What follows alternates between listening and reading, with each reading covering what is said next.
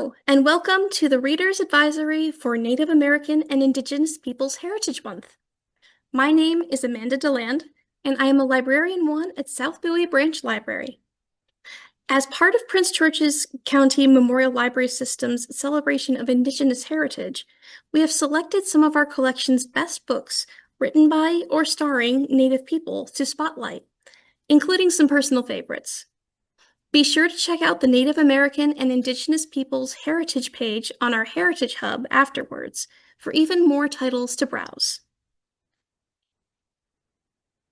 Before we begin, as residents of Prince George's County, we would like to acknowledge that we gather on the traditional lands of the Mattaponiand, the Patuxent, the Piscataway, the Moyaone, the Pamunkey, and the past and present, and honor with gratitude the land itself and the people who have stewarded it throughout the generations.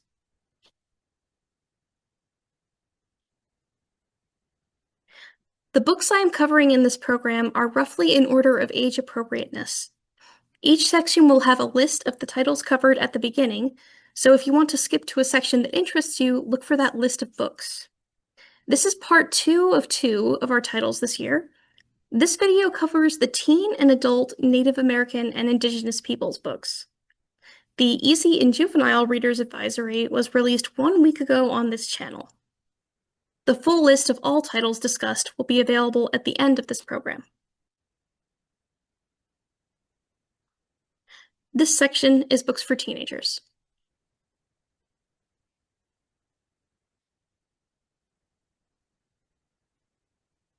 The Art Thieves by Andrea L. Rogers. It's the year 2052. Stevie Henry is a Cherokee girl working at a museum in Texas, trying to save up enough money to go to college. The world around her is in a cycle of drought and superstorms, ice and fire. But people get by. But it's about to get a whole lot worse.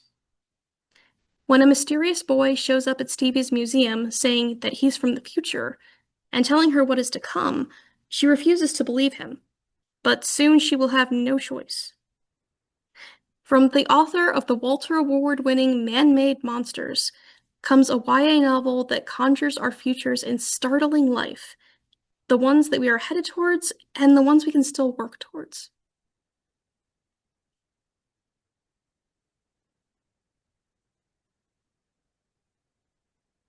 Between the Pipes by Albert McLeod. 13-year-old Chase's life and identity should be simple. He's the goalie for his hockey team, the Eagles. He's a friend to Kevin and Jade. He's Kukum's youngest grandchild. He's a boy. He should like girls. But it's not that simple. Chase doesn't like girls the way that other boys do. It's scary being so different from his peers. Scarier still is the feeling that his teammates can tell who he is, and that they hate him for it. If he pretends hard enough, maybe he can hide the truth. Real strength and change can't come from a place of shame. Chase's dreams are troubled by visions of a bear spirit, and the more he tries to hide, the more everything falls apart. With the help of an elder and a two-spirit mentor, can Chase find the strength to be proud of who he is?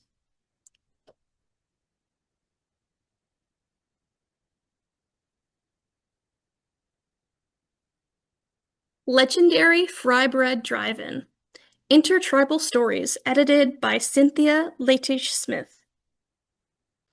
The road to Sandy June's legendary Fry Bread Drive-In slips through every res and alongside every urban native hangout. The menu offers a rotating feast, including traditional eats and tasty snacks. But Sandy June's serves up more than food. It hosts live music, movie nights, unexpected family reunions, love long lost, and love found again.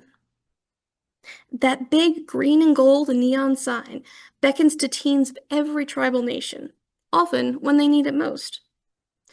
Featuring the voices of both new and acclaimed Indigenous writers, and edited by best-selling Muskogee author Cynthia Latish Smith, this collection of interconnected stories serves up laughter, love, native pride, and the world's best fry bread.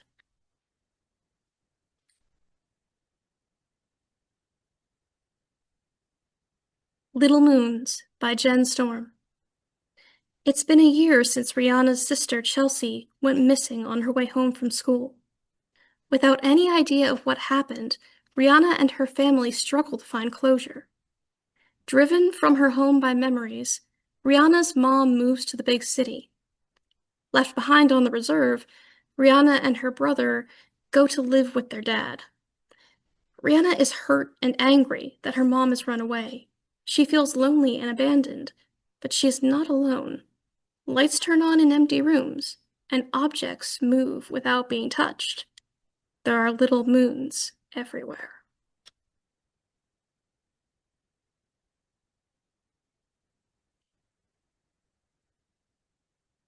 The Others by Cheryl Isaacs. Only weeks ago, Avery pulled her best friend Key from the deadly black water. The cycle from her family's Kanyenkehaka Mohawk stories is finally broken. The black water is now a harmless lake, and her problems are far from supernatural. All Avery wants is a normal summer with Key, her now boyfriend. The trauma, however, casts a long shadow over the town. Some victims never returned. Terrifying memories threaten to resurface, but Avery pushes them down. Who she's really worried about is Key. The two are supposed to be closer than ever, so why does he feel so distant? Racked by anxiety, Avery begins to see a chilling reflection in every mirror, one that moves on its own, and she's not the only one. With her family's safety in the balance, Avery must decide: run away to the safety of normal life with Key, or return to Lake's Edge and face her reflection before her home is subsumed by darkness once and for all.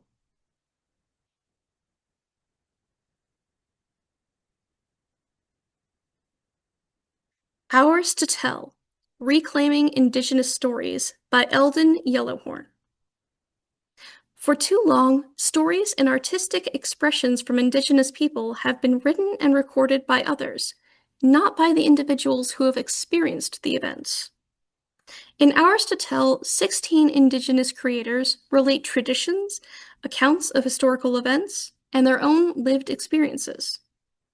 Novelists, poets, graphic artists, historians, craftspeople, and mapmakers chronicle stories on the struggles and triumphs lived by Indigenous people, and the impact these stories have had on their culture and history. Some of the profiles included are Indigenous poet E. Pauline Johnson, acclaimed novelist Tommy Orange, brave warrior Standing Bear, and poet and activist Rita Joe. With each profile accompanied by rich visuals from archival photos to contemporary art, Hours to Tell brilliantly spotlights Indigenous life, past and present, through an Indigenous lens. Because each profile gives a historical and cultural context, what emerges is a history of Indigenous people.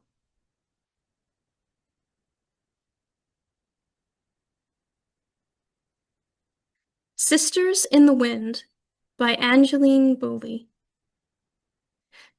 Ever since Lucy Smith's father died 5 years ago, home has been more of an idea than a place.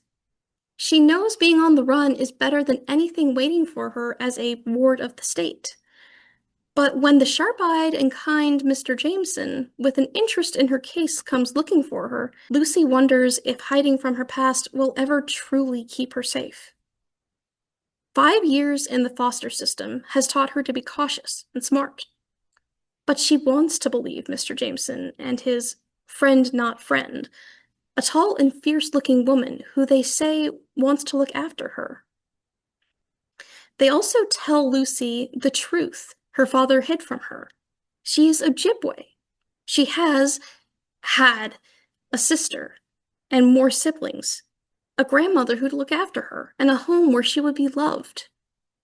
But Lucy is being followed. The past has destroyed any chance at safety she had. Will the secrets she's hiding swallow her whole and take away any hope for the future she always dreamed of? When the past comes for revenge, it's fight or flight.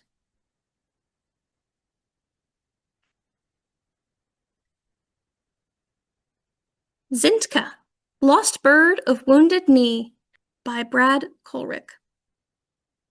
A true story of found and lost, and found again. Zintka tells the troubled tale of a Native American girl caught between two worlds, accepted by neither.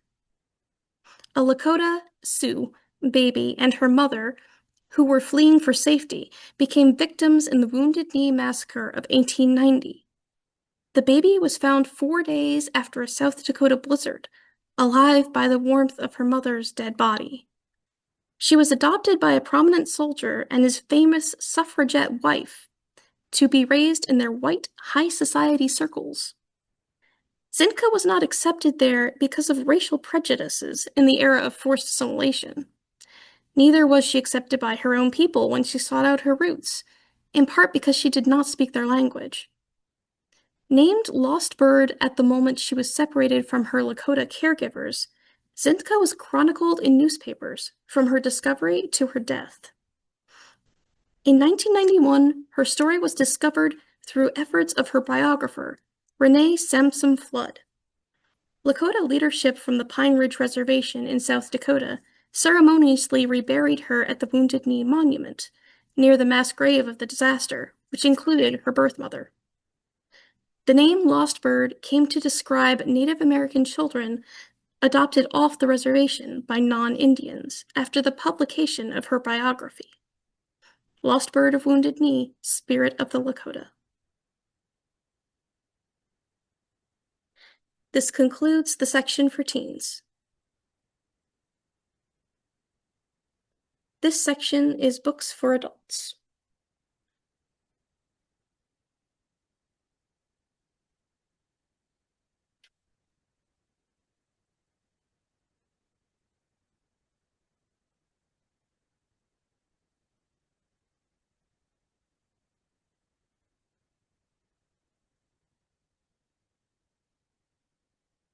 An Afro-Indigenous History of the United States by Kyle T. Mays. The first intersectional history of the Black and Native American struggle for freedom in our country that also reframes our understanding of who was indigenous in early America. Beginning with pre-revolutionary America and moving into the movement for Black lives and contemporary indigenous activism, Afro-Indigenous historian Kyle T. Mays argues that the foundations of the U.S. are rooted in anti-Blackness and settler colonialism, and that these parallel oppressions continue into the present. He explores how Black and Indigenous peoples have always resisted and struggled for freedom, sometimes together, sometimes apart. Whether to end African enslavement and Indigenous removal, or eradicate capitalism and colonialism. Mays shows how the fervor of Black and Indigenous peoples' calls for justice have consistently sought to uproot white supremacy. Mays uses a wide array of historical activists and pop culture icons, sacred texts, and foundational texts like the Declaration of Independence and Democracy in America. He covers the civil rights movement and freedom struggles of the 1960s and the 1970s. And explores current debates around the use of Native American imagery and the cultural appropriation of Black culture. Mays compels us to rethink both our history as well as contemporary debates, and to imagine the powerful possibilities of Afro-Indigenous solidarity.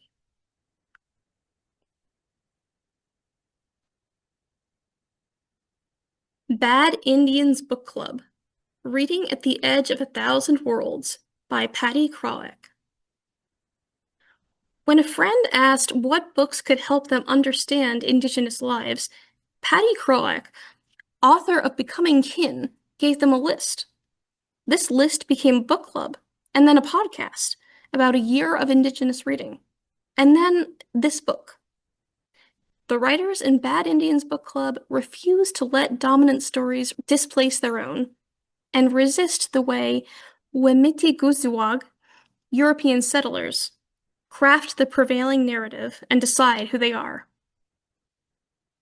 In Bad Indians Book Club, we examine works about history, science, and gender, as well as fiction, all written from the perspective of bad Indians, marginalized writers whose refusal to comply with dominant narratives opens up new worlds, interlacing chapters with short stories about Dear Woman, who is on her own journey to decide who she is.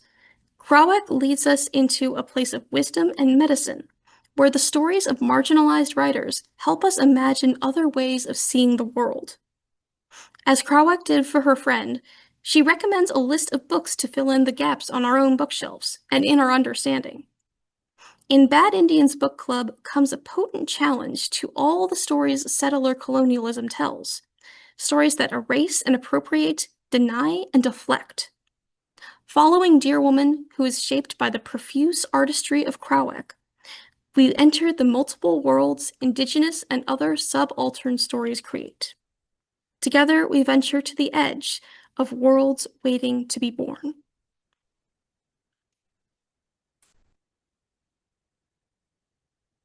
Beyond the Glittering World, an anthology of Indigenous feminisms and futurisms, edited by Stacy Shannon Denisosi.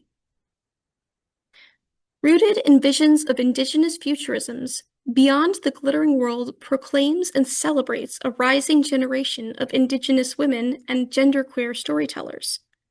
The collection brings together 22 emerging and established writers whose poems and stories expand the imagination. From a museum heist 177 years in the making, to lyrical explorations of love and loss, to a tale where language itself becomes the force that saves the land. This boundary-breaking, genre-bending anthology illuminates the power of Indigenous voices.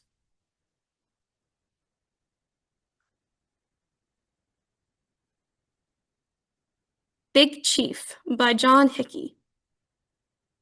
Mitch Caddo, a young law school graduate and aspiring political fixer, is an outsider in the homeland of his Anishinaabe ancestors. But alongside tribal president Mac Beck, his childhood friend, Mitch runs the government of the Passage Rouge Nation, and with it the tribe's Golden Eagle Casino and Hotel. On the eve of Mac's re-election, their tenuous grip on power is threatened by a nationally known activist and politician, Gloria Hawkins, and her young aide Layla Beck, none other than Mac's estranged sister and Mitch's former love. In their struggle for control over Passage Rouge, the campaigns resort to bare-knuckle political gamesmanship, testing the limits of how far they will go and what they will sacrifice to win it all. But when an accident claims the life of Mitch's mentor, a power broker in the reservation's political scene, the election slides into chaos and pits Mitch against the only family he has. As relationships strain to their breaking points and a peaceful protest threatens to become an all-consuming riot, Mitch and Layla must work together to stop the reservation's descent into violence.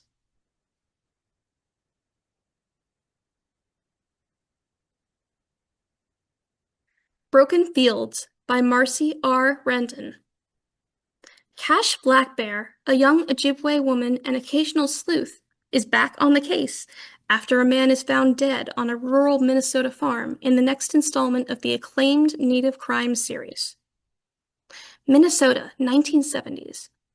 It's spring in the Red River Valley, and Cash Blackbear, a young Ojibwe woman and sheriff's assistant investigator, is doing field work for a local farmer, until she finds him dead on the kitchen floor of the property's rented farmhouse.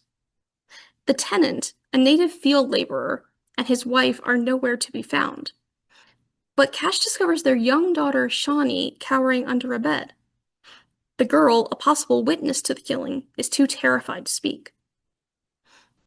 In the wake of the murder, Cash can't deny her intuitive abilities. She is suspicious of the farmer's grieving widow, who offers to take Shawnee in temporarily. Cash scours the White Earth Reservation for Shawnee's missing mother, desperate to find her before the girl is put into the foster system Cash knows so well. The threat escalates when another body turns up, and Cash races the clock to uncover the truth of what happened in the farmhouse.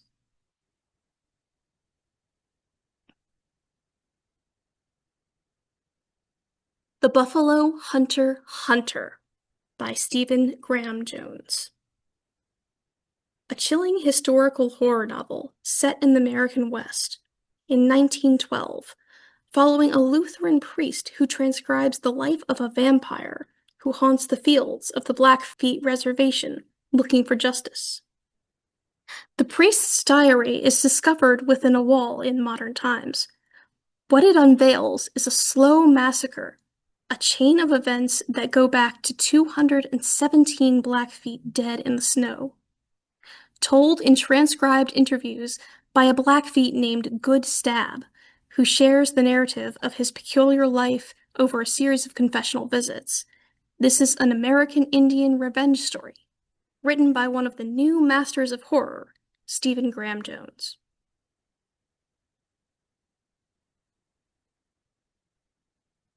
The Devil is a Southpaw by Brandon Hobson. Milton Muleborn has envied Matthew Achota, a talented Cherokee artist, ever since they were locked up together in a dangerous juvenile detention center in the late 1980s. Until Matthew escaped, that is.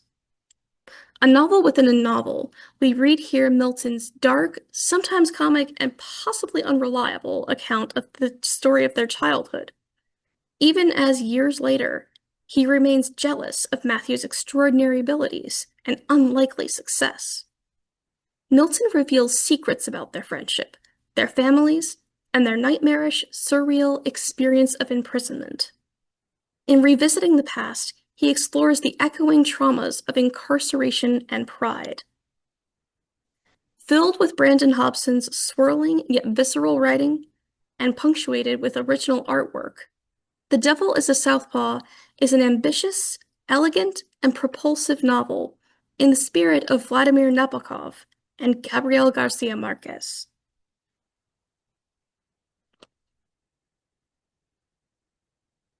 The L by Theodore C. Van Alst. An ordinary day in August 1979 dawns hot and humid in Chicago. Teenager Teddy is living with his dad after being kicked out of his mom's house due to his gang activity.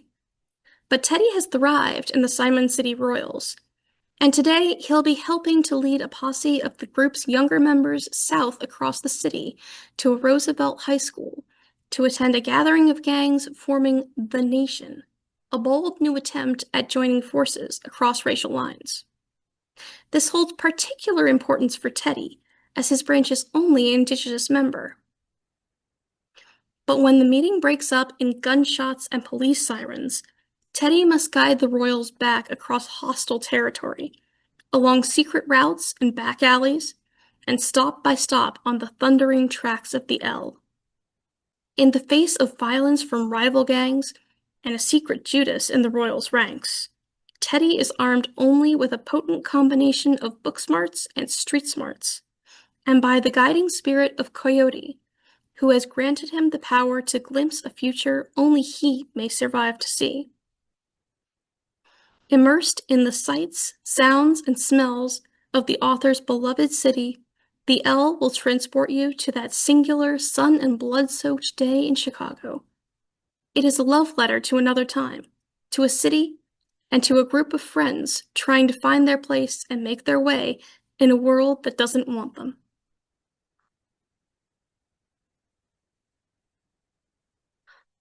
Hole in the Sky by Daniel H. Wilson. On the Great Plains of Oklahoma, in the heart of the Cherokee Nation, a strange atmospheric disturbance is noticed by Jim Hardgray, a down-on-his-luck single father trying to reconnect with his teenage daughter, Tawny. At NASA's headquarters in Houston, Texas, astrophysicist Dr. Michaela Johnson observes an interaction with the Voyager 1 spacecraft on the far side of the solar system, and she concludes that something enormous and unidentified is heading directly for Earth.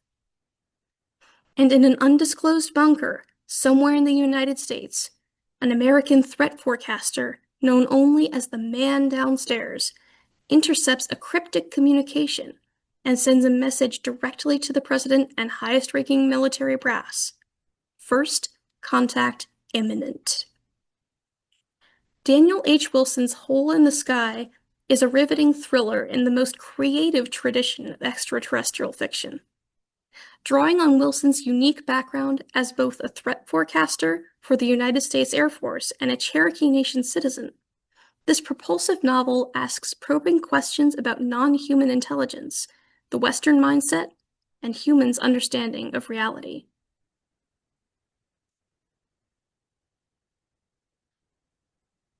If the Dead Belong Here, by Carson Faust. When 6-year-old Laurel Taylor vanishes without a trace, her family is left shattered, struggling to navigate the darkness of grief and unanswered questions. As their search turns to despair, Laurel's older sister, Nadine, begins experiencing nightmares that blur the line between dream and reality, and she becomes convinced that Laurel's disappearance could be connected to other family tragedies.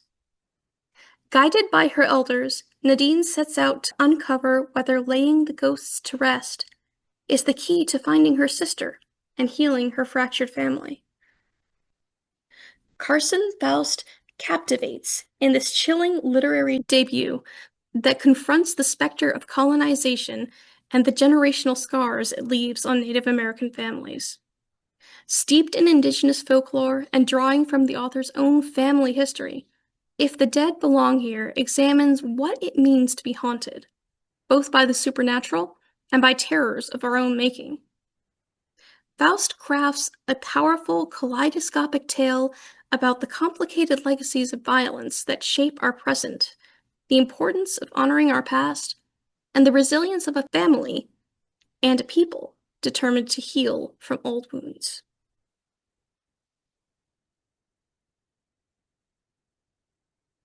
Killer on the Road, The Babysitter Lives, both by Stephen Graham Jones. This book contains 2 novels by Stephen Graham Jones. Killer on the Road. 16-year-old Harper has decided to run away from home after she has another blowout argument with her mother. However, her 2 best friends, little sister and ex-boyfriend, all stop her from hitchhiking her way up Route 80 in Wyoming by joining her on an intervention disguised as a road trip. What they don't realize is that Harper has been marked by a very unique serial killer who's been trolling the highway for the past 3 years, and now the killer is after all of them in this fast-paced and deadly chase novel that will have your heart racing well above the speed limit as the interstate becomes a graveyard. The Babysitter Lives. When high school senior Charlotte agrees to babysit the Wilbanks twins, she plans to put the 6-year-olds to bed early and spend a quiet night studying. The SATs are tomorrow, and checking the Native American/Alaskan Native box on all the forms won't help if she chokes on test day. But tomorrow is also Halloween, and the twins are eager to show off their costumes. Charlotte's last babysitting gig almost ended in tragedy when her young charge sleepwalked unnoticed into the middle of the street, only to be found unharmed by Charlotte's mother. Charlotte vows to be extra careful this time. But the house is filled with mysterious noises and secrets that only the twins understand, echoes of horrors that Charlotte gradually realizes took place in the house 11 years ago. Soon, Charlotte has to admit that every babysitter's worst nightmare has come true. They're not alone in the house.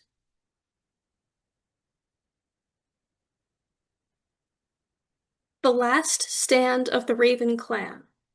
A story of imperial ambition, native resistance, and how the Tlingit-Russian War shaped a continent.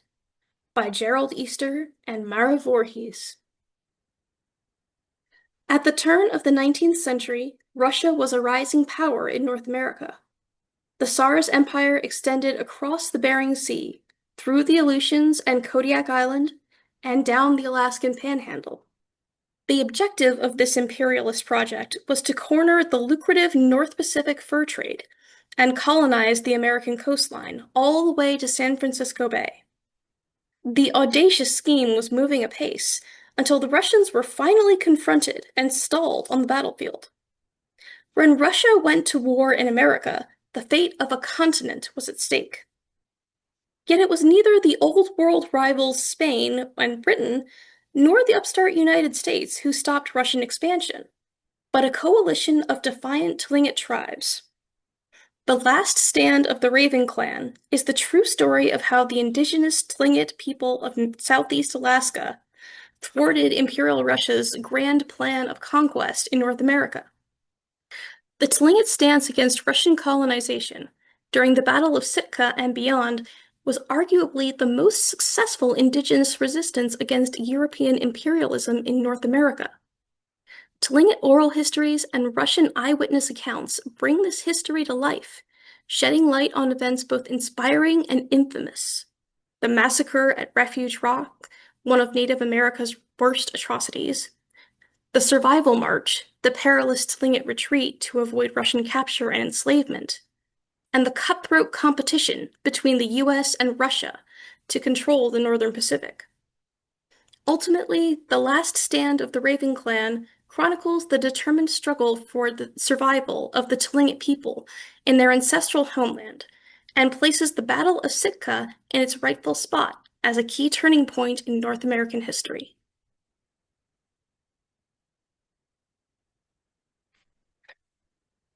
Love is a War Song by Danica Knott. Pop singer Avery Fox has become a national joke after posing scantily clad on the cover of Rolling Stone in a feather war bonnet. What was meant to be a statement of her success as a Native American singer has turned her into a social pariah and dubbed her a fake. With threats coming from every direction and her career at a standstill, she escapes to her estranged grandmother Lottie's ranch in Oklahoma. Living on the res is new to Avery. Not only does she have to work in the blazing summer heat to earn her keep, but the man who runs Lottie's horse ranch despises her and wants her gone. Red Fox Ranch has been home to Lucas Iron Eyes since he was 16 years old. He has lived by 3 rules to keep himself out of trouble. 1. Preserve the culture. 2. Respect the horses. And 3. Stick to himself. When he is tasked with picking up Lottie's granddaughter at the bus station, the last person he expected to see is the Avery Fox. Lucas can't stand what she represents, but when he's forced to work with her on the ranch, he can't get her out of his sight, or his head. He reminds himself to keep to his rules, especially after he finds out the ranch is under threat of being shut down. It's clear Avery doesn't belong here, but they form a tentative truce and make a deal. Avery will help raise funds to save the ranch, and in exchange, Lucas will show her what it really means to be an Indian. It's purely transactional, absolutely no horsing around. But where's the fun in that?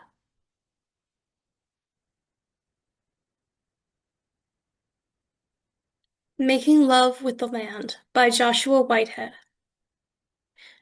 In prose that is evocative and sensual, unabashedly queer and visceral, raw and autobiographical, Whitehead writes of an indigenous body in pain, coping with trauma. Deeply rooted within, he reaches across the anguish to create a new form of storytelling he calls biostory, beyond genre and entirely sovereign. Through this narrative perspective, Making Love with the Land recasts mental health struggles and our complex emotional landscapes from a nefarious parasite on his and our well-being to kin, even a relation, no matter what difficulties they present us. Whitehead ruminates on loss and pain without shame or ridicule, but rather highlights waypoints for personal transformation. Written in the aftermath of heartbreak, before and during the pandemic, Making Love with the Land illuminates this present moment in which both Indigenous and non-Indigenous people are rediscovering old ways and creating new ones about connection with and responsibility toward each other and the land. Intellectually audacious and emotionally compelling, Whitehead shares his devotion to the world in which we live and brilliantly, even joyfully, maps his experience on the land that has shaped histories, stories, and bodies from time immemorial.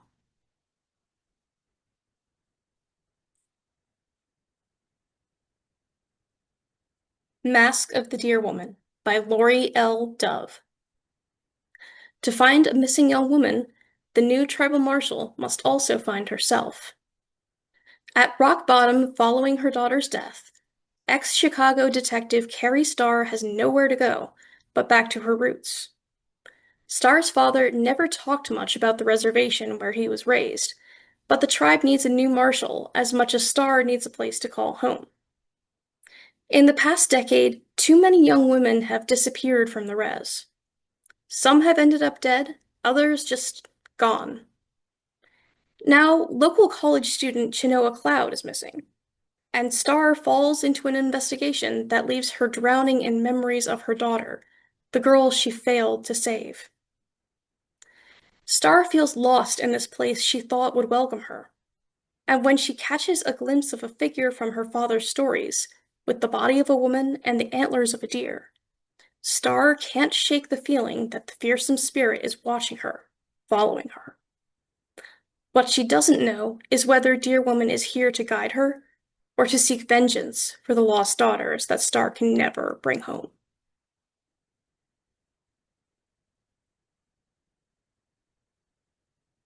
Medicine River, a story of survival and the legacy of Indian boarding schools by Mary Annette Pember. From the mid-19th century to the late 1930s, tens of thousands of Native children were pulled from their tribal communities to attend boarding schools, whose stated aim was to save the Indian by way of assimilation. In reality, these boarding schools, sponsored by the US government, but often run by various religious orders with little to no regulation, were a calculated attempt to dismantle tribes by pulling apart Native families.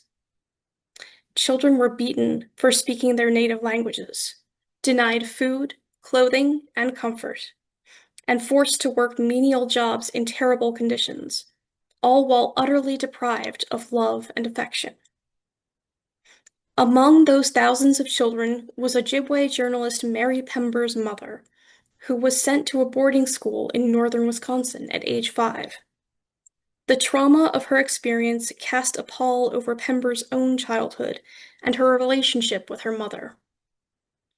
Highlighting both her mother's experience and the experiences of countless other students at such schools, their families, and their children, Medicine River paints a stark but hopeful portrait of communities still reckoning with the trauma of acculturation, religion, and abuse caused by the state. Through searing interviews and careful reporting, Pember traces the evolution and continued rebirth of Native cultures and nations in relation to the country that has been intent on eradicating them.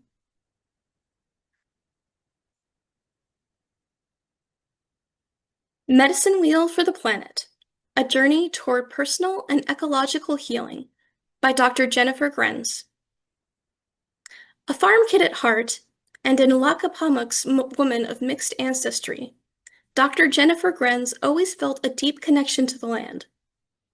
However, after nearly 2 decades of working as a restoration ecologist in the Pacific Northwest, she became frustrated that despite the best efforts of her colleagues and numerous volunteers, they weren't making the meaningful change needed for plant, animal, and human communities to adapt to a warming climate.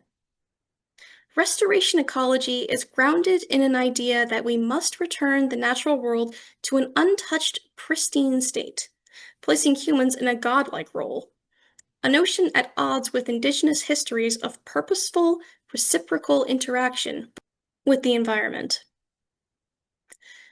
This disconnect sent Dr. Grenz on a personal journey of joining her head, Western science, and her heart, Indigenous worldview, to find a truer path toward ecological healing. In Medicine Wheel for the Planet, building on sacred stories, field observations, and her own journey, Dr. Grenz invites readers to share in the teachings of the 4 directions of the medicine wheel. The north, which draws upon the knowledge and wisdom of the elders, the east, where we let go of colonial narratives and see with fresh eyes, The South, where we apply new old worldviews to envision a way forward, and the West, where a relational approach to land reconciliation is realized.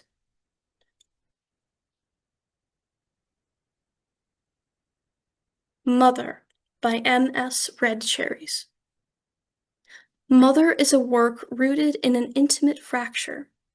An Indigenous child is adopted out of her tribe and raised by a non-Indian family. As an adult finding her way back to her origins, our unnamed narrator begins to put the pieces of her birth family's history together through the stories told to her by her mother, father, sister, and brother, all of whom remained on the reservation where she was born. Through oral histories, family lore, and imagined pasts and futures, a collage of their community emerges, raising profound questions about adoption, inheritance, and Indigenous identity in America. Through poetic vignettes whose unconventional forms mirror the nonlinear patchwork process of constructing a self, M.S. Red Cherries has crafted an indelible and utterly original work about the winding roads that lead us home.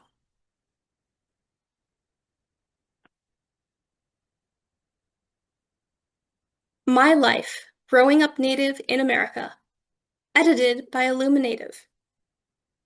With heart, pathos, humor, and insight, 20 renowned writers, performers, athletes, and activists explore what it means to be Native American today.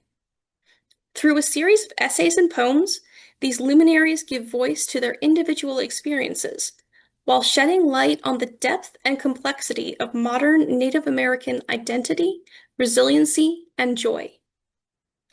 The topics are as fascinating and diverse as the creators.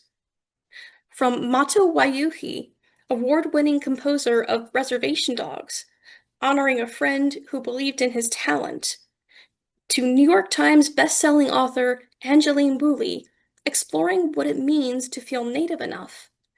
These entries are not only an exploration of community, they are also a call for a more just and equitable world, and a roadmap towards a brighter future.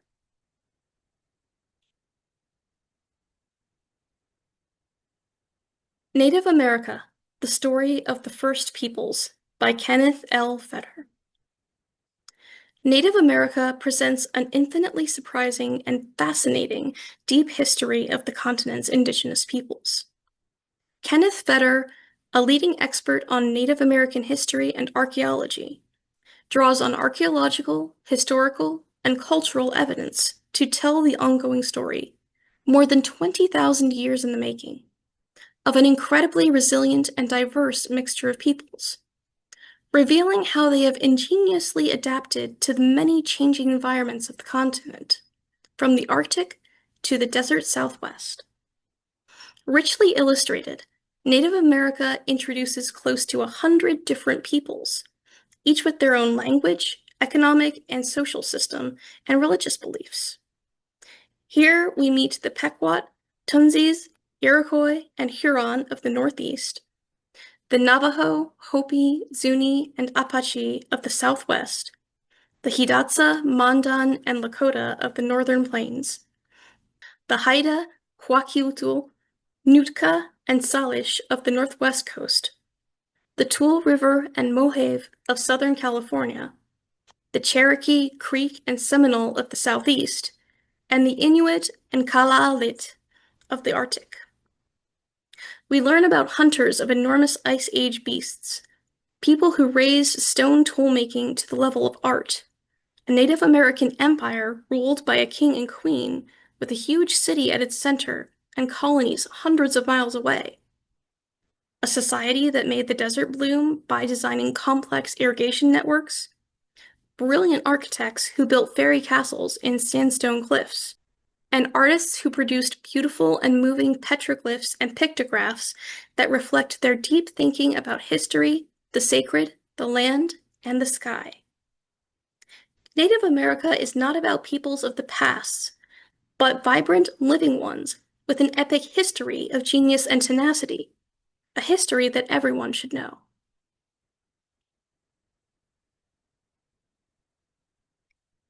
Nothing more of this land. Community, Power, and the Search for Indigenous Identity by Joseph Lee. Before Martha's Vineyard became one of the most iconic vacation destinations in the country, it was home to the Wampanoag people. Today, as tourists flock to the idyllic beaches, the island has become increasingly unaffordable for tribal members, with nearly 3/4 now living off-island. Growing up Aquinnah Wampanoag, journalist Joseph Lee grappled with what this situation meant for his tribe, how the community can continue to grow, and more broadly, what it means to be Indigenous.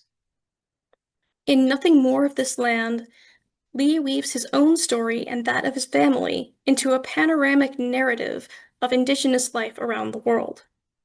He takes us from the beaches of Martha's Vineyard to the icy Alaskan tundra, the smoky forests of Northern California, to the halls of the United Nations, and beyond. Along the way, he meets activists fighting to protect their land, families clashing with their own tribal leaders, and communities working to reclaim tradition. Together, these stories reject stereotypes to show the diversity of Indigenous people today and chart a way past the stubborn legacy of colonialism.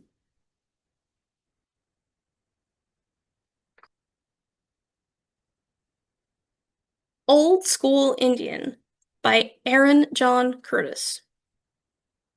Abe Jacobs is Kanien'kehá:ka from Akwesasne, or, as white people say, a Mohawk Indian from the St. Regis tribe. At 18, Abe left the reservation where he was raised and never looked back. He met the love of his life, started writing poetry, and began an open marriage. Now, at 43, Abe is suffering from a rare disease, one his doctors in Miami believe will kill him. Running from his diagnosis and a marriage teetering on collapse, Abe returns to the res, where he is persuaded to undergo a healing at the hands of his great-uncle Budge. But Budge, a wry, recovered alcoholic prone to wearing punk t-shirts, isn't all that convincing, and Abe's time off the res has made him a thorough skeptic. To heal, Abe will undertake a revelatory journey, confronting the parts of himself he's hidden ever since he left home, and wrestling with the imprint left by his once passionate marriage.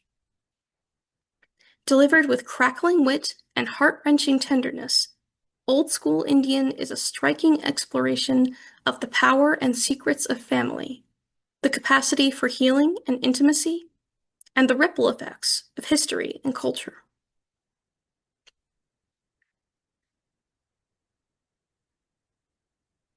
Original Sins: The Miseducation of Black and Native Children and the Construction of American Racism by Eve L. Ewing. If all children could just get an education, the logic goes, they would have the same opportunities later in life. But this historical tour de force makes it clear that the opposite is true. The U.S. school system has played an instrumental role in creating and upholding racial hierarchies, preparing children to expect unequal treatment throughout their lives.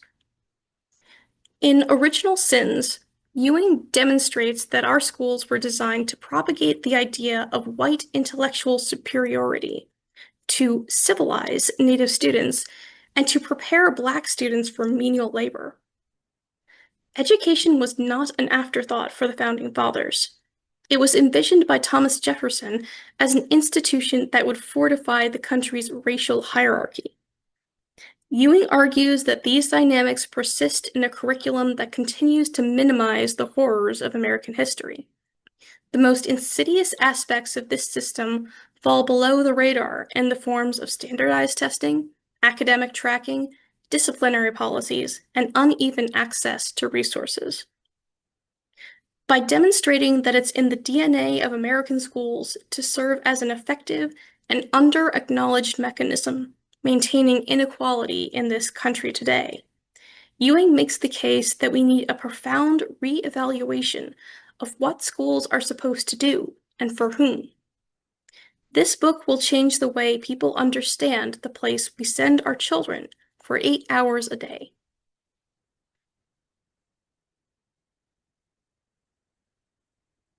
Over and Back by S.E. Martin. Star lacrosse player Zeke Jacobs spent years perfecting his game while outrunning his grief.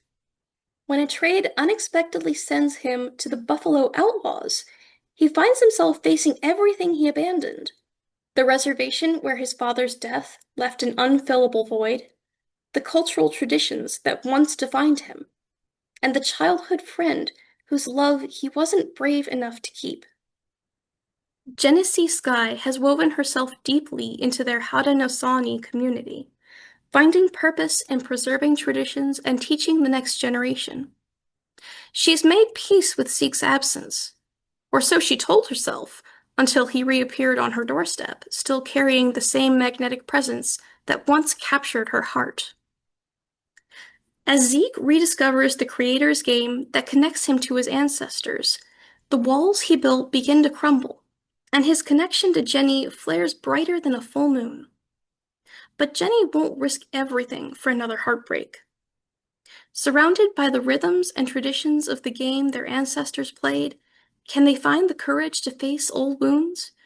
Or will their second chance slip away like seconds on the shot clock?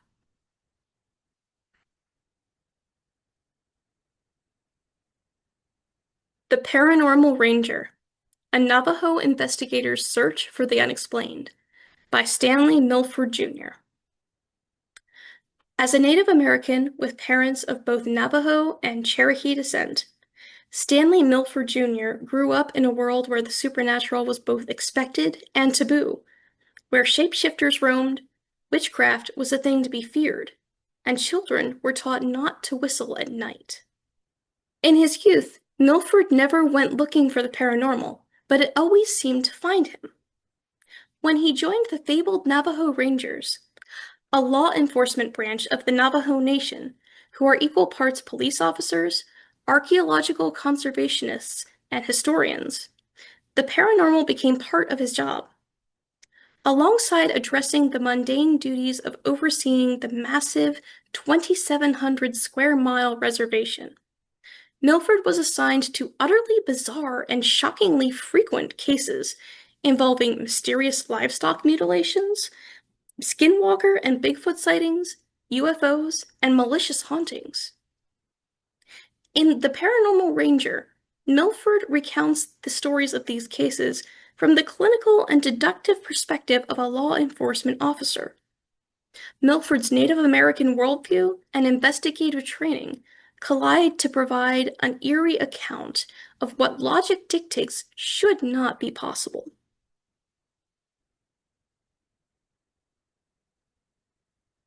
Passing Through a Prairie Country by Dennis E. Staples. For decades, a dark force has terrorized the Langweil Lake Reservation. Spoken of only in whispers as the Sandman, he lurks in the hidden Atlantis Lake Resort and Casino, the reservation's main attraction and source of revenue, leeching its patrons' dreams and preventing the ghosts that linger there from moving on. Fleeing a breakup, Marion Lafournier, a mid-20s Ojibwe, seeks solace in the slot machine's siren song. Here he falls afoul of the Sandman, an encounter he barely escapes through the timely intervention of his cousins Alana and Sherry, who both work at the casino and are intimately aware of the Sandman's power. Meanwhile, Glenn Nealon, recently out of the closet and an aspiring documentarian, hopes to capture the faces of the Ojibwe land while experiencing the casino's thrills. But he will learn that all who choose to play the Sandman's games are in danger of falling into his grasp.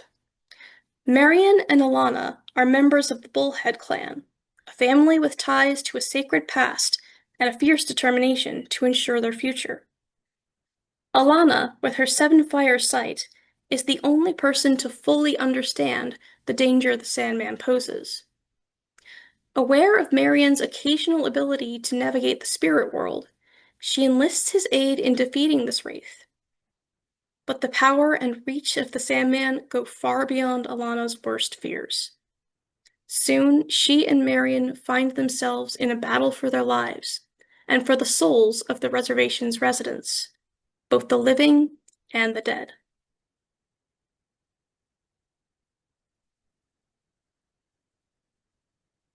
Roxanne Dunbar Ortiz's Indigenous Peoples' History of the United States, a graphic interpretation by Paul Peart Smith.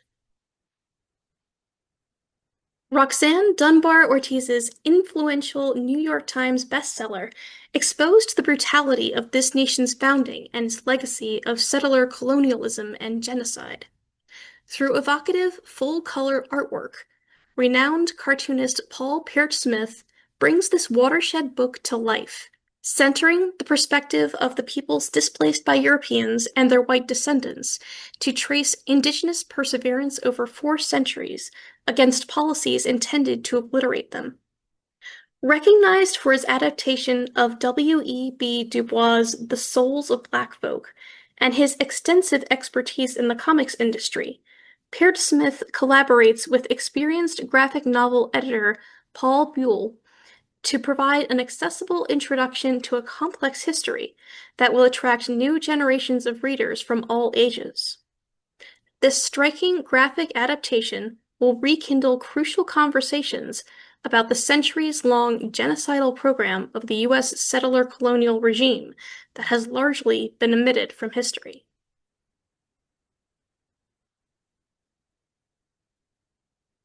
Seeing Red: Indigenous Land, American Expansion, and the Political Economy of Plunder in North America by Michael John Whitkin. Against long odds, the Anishinaabe resisted removal, retaining thousands of acres of their homeland in what is now Michigan, Wisconsin, and Minnesota. Their success rested partly on their roles as sellers of natural resources and buyers of trade goods, which made them key players in the political economy of plunder that drove white settlement and U.S. development in the Old Northwest.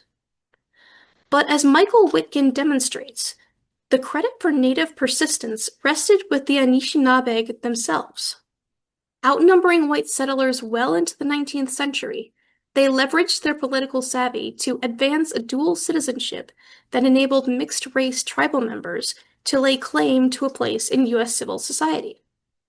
Telling the stories of mixed-race traders and missionaries, tribal leaders, and territorial governors, Whitkin challenges our assumptions about the inevitability of U.S. expansion. Deeply researched and passionately written, Seeing Red will command attention from readers who are invested in the enduring issues of equality, equity, and national belonging at its core.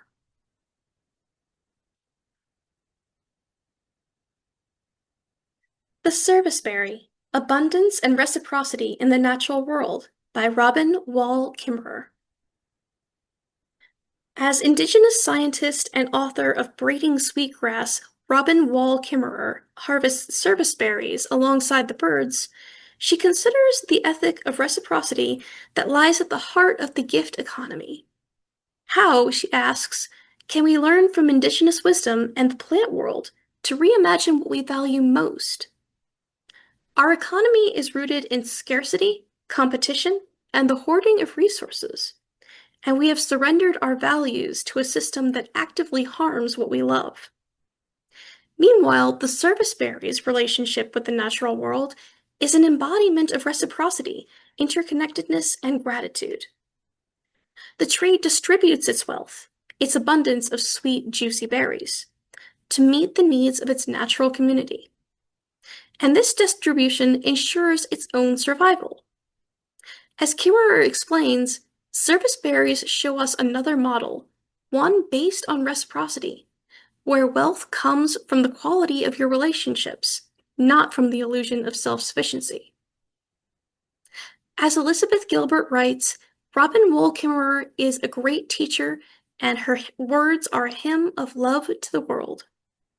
The serviceberry is an antidote to the broken relationships and misguided goals of our times, and a reminder that hoarding won't save us. All flourishing is mutual.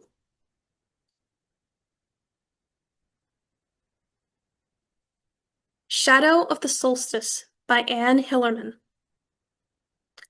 The Navajo Nation police are on high alert when a U.S. cabinet secretary schedules an unprecedented trip to the little Navajo town of Shiprock, New Mexico. The visit coincides with a plan to resume uranium mining along the Navajo Nation border. Tensions around the official's arrival escalate when the body of a stranger is found in an area restricted for the disposal of radioactive uranium waste. Is it coincidence that a cult with a propensity for violence arrives at a private camp group outside Shiprock the same week to celebrate the summer solstice? When the outsiders' erratic behavior makes their Navajo hosts uneasy, Officer Bernadette Manuelito is assigned to monitor the situation. She finds a young boy at grave risk, abused women, and other shocking discoveries that plunge her and Lieutenant Jim Chi into a volatile and deadly situation. Meanwhile, Darlene Manuelito, Bernie's high-spirited younger sister, learns one of her home health clients is gone, and the woman's daughter doesn't seem to care. Darlene's curiosity and sense of duty combine to lead her to discover that the client's grandson is also missing, and that the two have become ensnared in a wickedly complex scheme exploiting Indigenous people. Darlene's information meshes with a case she has begun to solve that deals with the evil underside of human nature.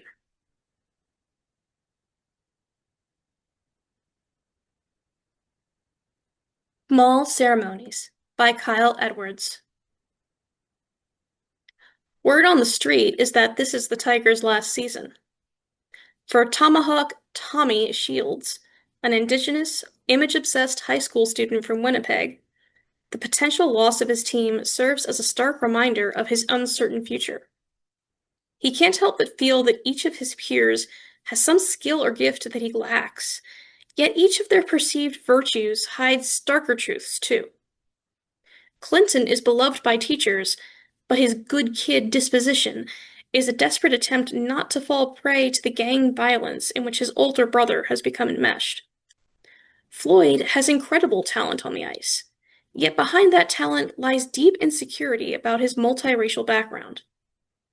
And the adults that populate Tommy's life, his mother, who struggles with schizophrenia, Pete, the team's wayward Zamboni driver, and elders Maggie and Olga, offer a mixture of well-intentioned but often misguided support and serve as a portent of what the future could hold. Set in Winnipeg's North End, at the border of Canada's eastern woodlands and central prairies, Small Ceremonies follows a community both at the edge of the world and at the center of something much larger than itself. As its richly drawn characters navigate the thrilling independence of adulthood and the loss of innocence that accompanies adolescence, one can't help but root for Tommy and his community, even as Tommy wrestles with his place in it.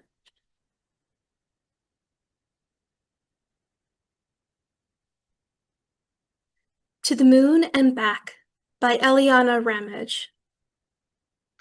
Steph Harper is on the run. When she was 5, her mother fled an abusive husband, with Steph and her younger sister in tow, to Cherokee Nation, where she hoped they might finally belong. In response, Steph sets her sights as far from Oklahoma as she can get, vowing that she will let nothing get in the way of pursuing the rigorous physical and academic training she knows she will need to be accepted by NASA, and ultimately to go to the moon. Spanning 3 decades and several continents, To the Moon and Back encompasses Steph's turbulent journey, along with the multifaceted and intertwined lives of the 3 women closest to her. Her sister Kayla, an artist who goes on to become an Indigenous social media influencer, and whose determination to appear good takes her life to unexpected places. Steph's college girlfriend Della Owens, who strives to reclaim her identity as an adult after being removed from her Cherokee family through a challenge to the Indian Child Welfare Act. and Hannah, Steph and Kayla's mother, who has held up her family's tribal history as a beacon of inspiration to her children, all the while keeping her own past a secret. In Steph's certainty that only her ambition can save her, she will stretch her bonds with each of these women to the point of breaking, at once betraying their love and generosity and forcing them to reconsider their own deepest desires in her shadow. Told through an intricately woven tapestry of narrative, To the Moon and Back is an astounding and expansive novel of mothers and daughters, love and sacrifice, alienation and heartbreak, terror and wonder.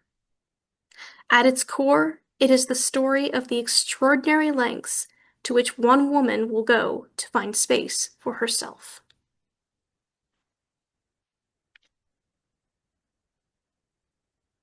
To Save the Man by John Sayles. In September of 1890, the academic year begins at the Carlisle School, a military-style boarding school for Indians in Pennsylvania, founded and run by Captain Richard Henry Pratt. Pratt considers himself a champion of Native Americans. His motto, "To save the man, we must kill the Indian," is severely enforced in both classroom and dormitory. Speak only English, forget your own language and customs, learn to be white. As the young students navigate surviving the school, they begin to hear rumors of a ghost dance among the tribes of the West, a ceremonial dance aimed at restoring the native people to power and running the invaders off their land. As the hope and promise of the ghost dance sweeps across the Great Plains, cynical newspapers seize upon the story to whip up panic among local whites. The U.S. government responds by deploying troops onto lands that had been granted to the Indians. It is an act that seems certain to end in slaughter. As news of these developments reaches Carlisle, each student, no matter what their tribe, must make a choice: to follow the white man's path or be true to their own way of life.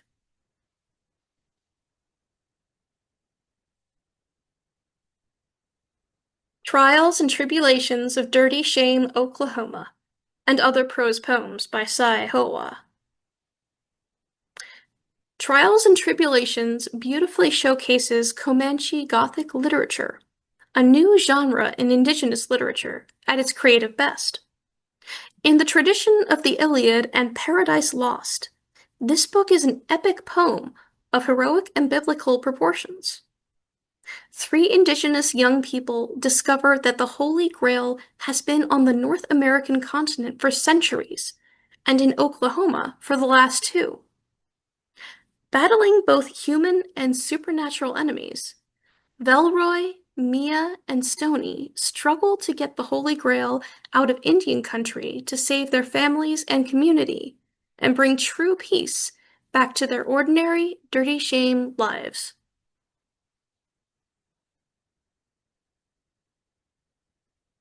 Turtle Island: Foods and Traditions of the Indigenous Peoples of North America by Sean Sherman. Growing up on South Dakota's Pine Ridge Reservation, Oglala Lakota chef Sean Sherman understood that his people's food was rich in flavor, heritage, and connection to the land. It was in the midst of a successful restaurant career, mainly cooking European cuisines, that he realized the lack of understanding about Native American foodways. A revelation that sent him on a journey to learn more about how Indigenous communities have preserved and evolved their cuisines throughout the centuries.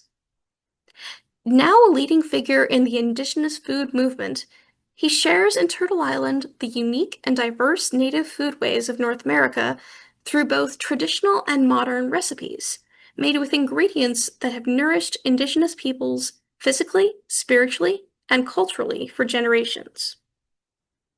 Organized by region, this book delves into the rich culinary landscapes of Turtle Island, as many Indigenous cultures call this continent. Learn to eat with the seasons, consume meat and fish nose to tail, focus on plant-forward dishes, and discover how to better feed yourself. alongside delicious recipes like smoked bison ribeye, wild rice crusted walleye cakes, charred rainbow trout with grilled ramps, sweet potato soup with dried venison and chili oil, sunflower seed risotto, and sweet corn pudding with woodland berry sauce, and so much more.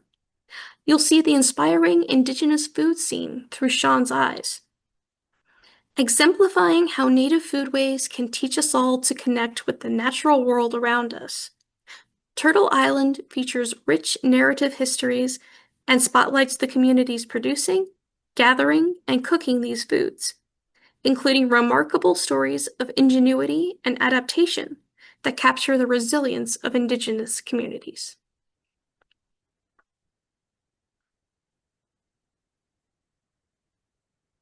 Waiting for the Long Night Moon by Amanda Peters.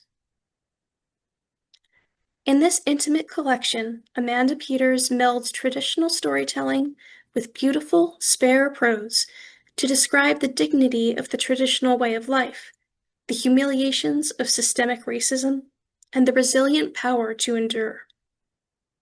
A young man returns from residential school only to realize he can no longer communicate with his own parents. A grieving mother finds purpose and healing on the front lines as a water protector. And a nervous child dances in her first Mawiomi. The collection also includes the Indigenous Voices award-winning and title story, Waiting for the Long Night Moon.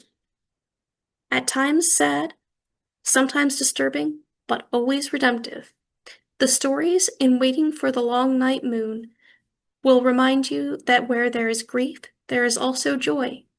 Where there is trauma, there is resilience. And most importantly, there is power.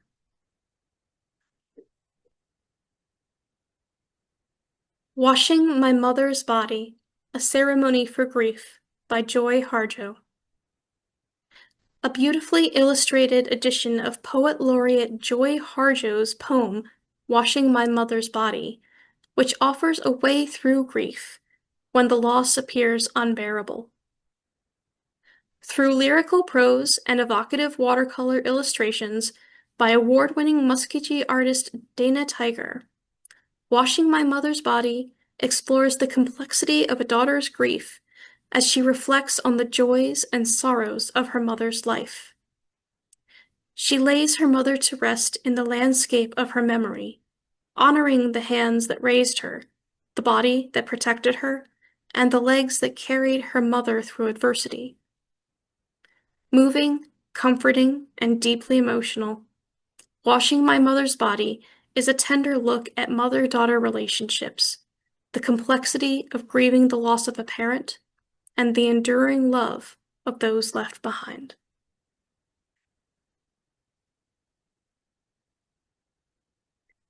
Washita Love Child, The Rise of Indigenous Rock Star Jessie Ed Davis by Douglas K. Miller. No one played like Jessie Ed Davis. One of the most sought-after guitarists of the late 1960s and 70s, Davis appeared alongside the era's greatest stars, John Lennon, Mick Jagger, B.B. King, Bob Dylan, and contributed to dozens of major releases, including numerous top 10 albums and singles, and records by artists as distinct as Johnny Cash, Taj Mahal, and Cher. But Davis, whose name has nearly disappeared from the annals of rock and roll history, was more than just the versatile session guitarist of the decade. A multi-talented musician who paired bright flourishes with soulful melodies, Davis transformed our idea of what rock music could be, and, crucially, who could make it. At a time when few other Indigenous artists appeared on concert stages, radio waves, or record store walls, in a century often depicted as a period of decline for Native Americans, Davis and his Kiowa, Comanche, Cheyenne, Seminole, and Muskogee relatives demonstrated new possibilities for Native people. Weaving together more than 100 interviews with Davis's bandmates, family members, friends, and peers, among them Jackson Browne, Bonnie Raitt, and Robbie Robertson. Washita Lovechild powerfully reconstructs Davis's extraordinary life and career, taking us from his childhood in Oklahoma to his first major gig backing rockabilly star Conway Twitty, and from his dramatic performance at George Harrison's 1971 concert for Bangladesh to his years with John Trudell and the Graffiti Man Band.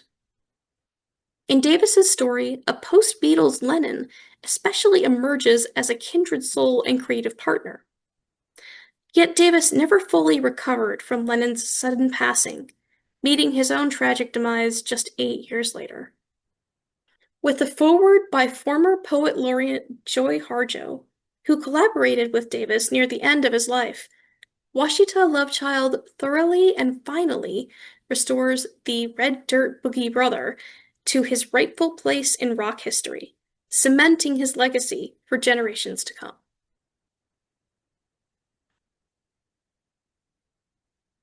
The Water Remembers.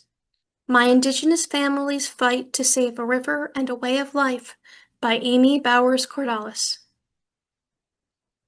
For the members of a Northern California tribe, salmon are the lifeblood of the people, a vital source of food, income, and cultural identity. When a catastrophic fish kill devastates the river, Amy Bowers Cordalis is propelled into action, reigniting her family's 170-year battle against the U.S. government. In a moving and engrossing blend of memoir and history, Cordalis propels readers through generations of her family's struggle, where she learns that the fight for survival is not only about fishing, it's about protecting a way of life and the right of a species and river to exist. Her great-uncle's landmark Supreme Court case reaffirming her nation's right to land, water, fish, and sovereignty, her great-grandmother's defiant resistance during the Salmon Wars, and her family's ongoing battles against government overreach shape the deep commitment to justice that drives Cordalis forward. When the source of the fish kill is revealed, Cordalis steps up as general counselor for the Yurok tribe to hold powerful corporate interests accountable and to spearhead the largest river restoration project in history.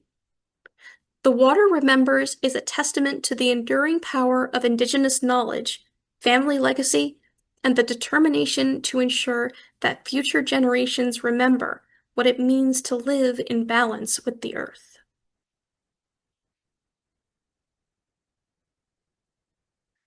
We Can't Save You. A Tale of Politics, Murder, and May by Thomas E. Ricks. When a group of young Native Americans launches a series of protests against climate change and its effects on the waters and woods of Maine, veteran FBI agent Ryan Tapia is assigned to monitor the movement. The protesters, who become determined to split away from American society, are led by Peeled Paul Soko, a Malpens hermit who played a key role in one of Tapia's previous investigations.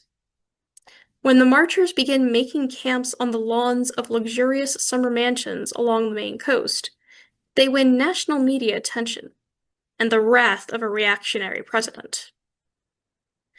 Tapia soon finds himself torn. He wants to do right by Soko and the protesters, but his bosses at the Bureau are eager to please a president itching to crack down on them. Growing increasingly sympathetic to the protesters and their cause, he tells them about a possible refuge, a secret CIA base hidden away in the depths of the Maine woods on the Canadian border. Enraged by the protesters' actions, the White House sends a U.S. Army unit to track down the protesters on their stealth march through the evergreen forests. Meanwhile, Tapia's bosses, vexed and embarrassed, fire him and threaten arrest. Undaunted, Tapia snowmobiles through the wilderness on a wintry night to warn the Indian protesters of the impending attack. Building to a dizzying, wind-whipped climax, We Can't Save You establishes Ryan Tapia as one of the most compelling and nuanced investigators in crime fiction.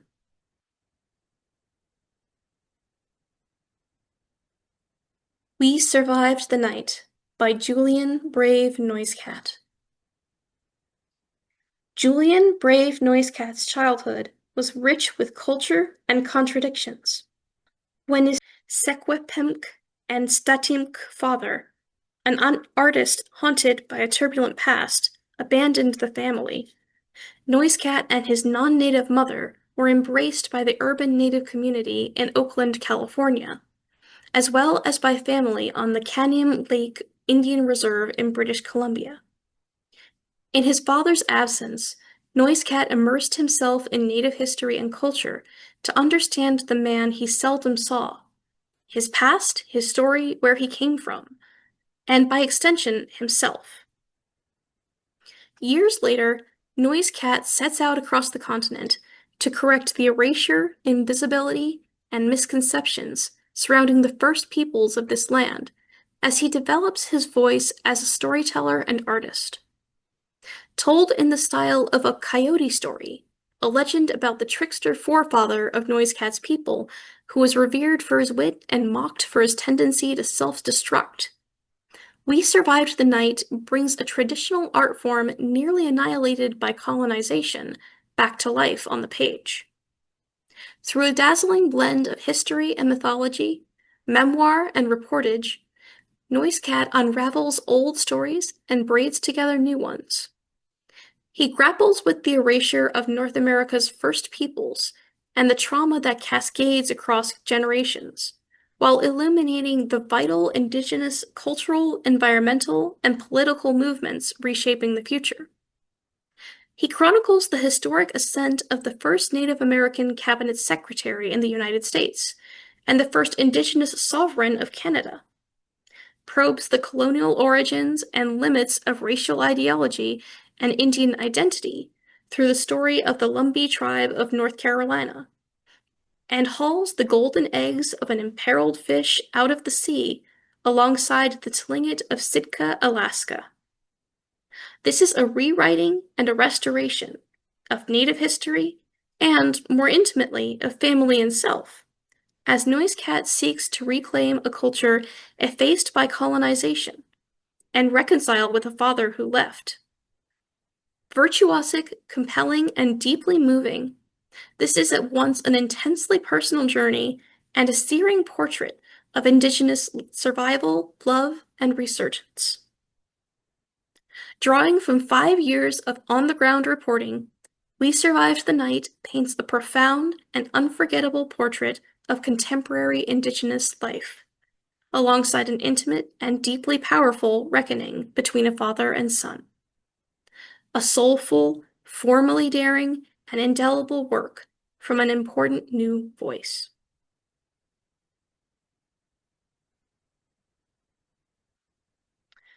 What Side Are You On?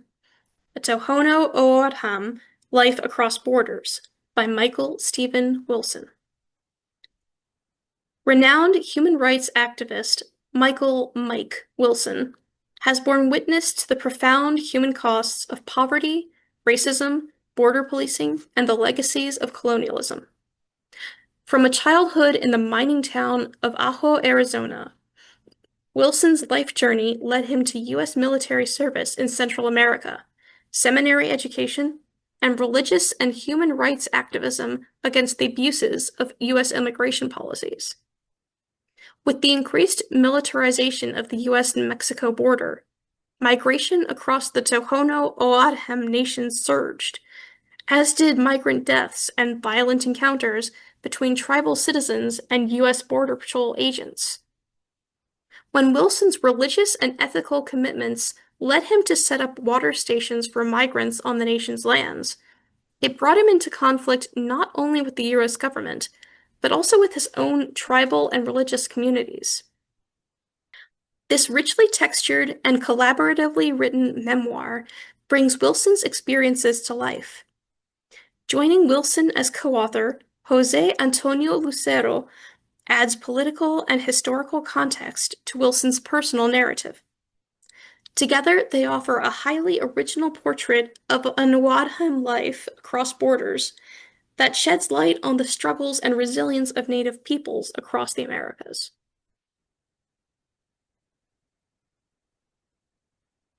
When Stars Have Teeth by Danny Trujillo. Buffy Yellowbird knows exactly what she wants. She went to college, got her degree, moved to the city, and found a big girl job. Working at the San Francisco Urban Indian Center is a dream come true, except that it constantly fans the flames of anger stuck in her belly. Thanks to a non-native board, Buffy spends every day fighting for the community to have what they need. With each day at work as terrible as a Monday, Buffy doesn't have time for relationships. She barely has time for her siblings. Santiago Morales is an ultra-suave immigration lawyer that keeps showing up in Buffy's life. Despite his playboy looks, Santiago is a family man, ready to settle down. Unable to resist one another, the two agree on an associates with benefits arrangement that quickly dissolves the walls between them. Before long, Buffy finds herself craving Santiago for more than a romp in the sheets.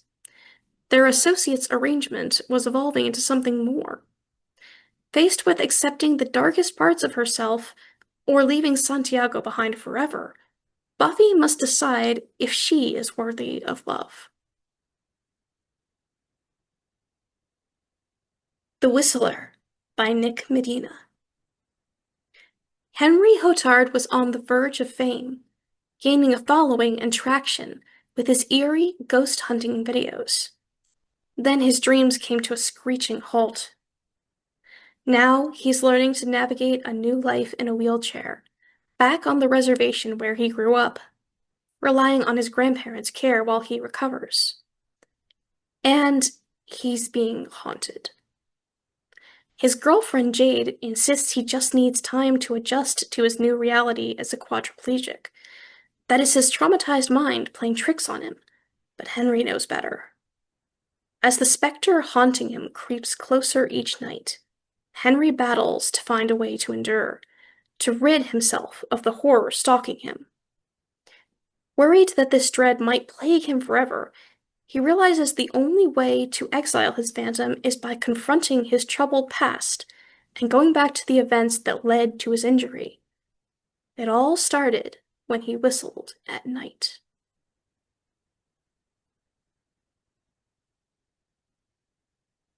Who Gets to Be Indian? Ethnic Fraud, Disenrollment, and Other Difficult Conversations about Native American Identity by Dina Gilio Whitaker. Settler capitalism has been so effective that the very identities of Indigenous people have been usurped, misconstrued, and weaponized. In Who Gets to Be Indian, scholar and writer Dina Gilio Whitaker, Colville Confederated Tribes, explores how ethnic fraud and the commodification of Indianness has resulted in mass confusion about what it means to be Indigenous in the United States. As an entry point to the seemingly intractable problem of ethnic fraud, Gilio Whitaker critically looks to the film industry, including a case study of Sachin Littlefeather, who is most known as the Native American woman that rejected an Oscar on behalf of Marlon Brando in 1973. Though later revealed she was not who she said she was.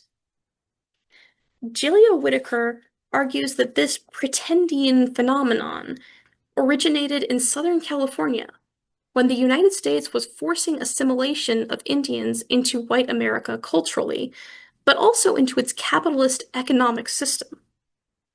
With Indianness becoming a marketized commodity in the Hollywood film business, the field became open to anyone who could convincingly adopt an Indian persona. Deeply researched using socio-historical analysis, Gilio Whitaker offers insights from her own experiences grappling with identity to provide clarity and help readers understand how the commodification of Indianness has ultimately left many people of legitimate American Indian heritage to be disconnected from their tribes. Personal and compelling, Julia Whittaker takes settler capitalism to task and helps us better understand how we got here in order to counteract the abuses of pretendianism and disenrollment.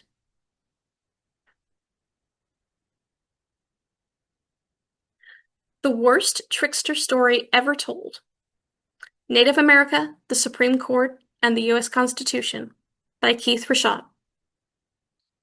When did the federal government's self-appointed, essentially limitless authority over Native America become constitutional? The story they have chosen to tell is wrong. It is time to tell a better story. Thus begins Keith Rashad's playful, unconventional look at Native American and Supreme Court history. At the center of his account is the mystery of a massive federal authority called plenary power. When the Supreme Court first embraced plenary power in the 1880s, it did not bother to seek any legal justification for the decision. It was simply rooted in racist ideas about tribal nations. By the 21st century, however, the Supreme Court was telling a different story, with opinions crediting the U.S. Constitution as the explicit source of federal plenary power. So, when did the Supreme Court change its story?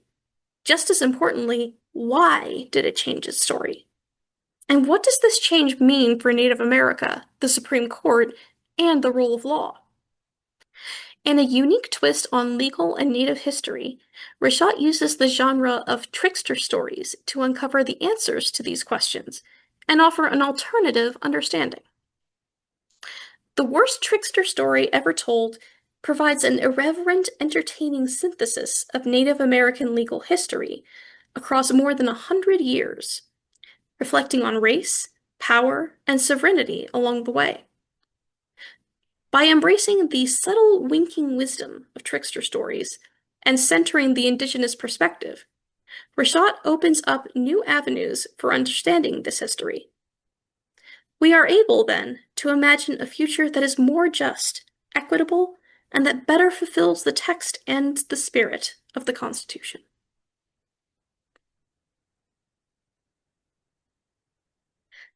Thank you for joining me in exploring the many titles PGCMLS has to offer regarding Native American and Indigenous peoples' heritage.